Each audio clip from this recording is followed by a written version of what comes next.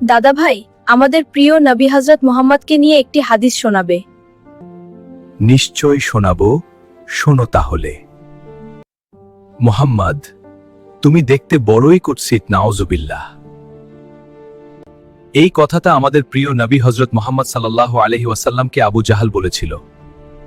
তখন আমাদের প্রিয় নবী হযরত মুহাম্মদ সাল্লাল্লাহু আলাইহি ওয়াসাল্লাম আবু জাহালকে বলেন, তুমি ঠিক বলেছ। তখন হযরত উমর রাদিয়াল্লাহু তাআলা আনহু প্রতিবাদ করে বলেন, ইয়া রাসূলুল্লাহ, আপনি পূর্ণিমার চাঁদের চেয়েও সুন্দর। তখন রাসূল সাল্লাল্লাহু আলাইহি ওয়াসাল্লাম বলেন, তুমিও ঠিক বলেছ। তখন হযরত আবু বকর রাদিয়াল্লাহু তাআলা আনহু বলেন, হে আল্লাহ রাসূল, আপনি দুজনকেই বলছেন ঠিক বলেছ, এর অর্থ কি?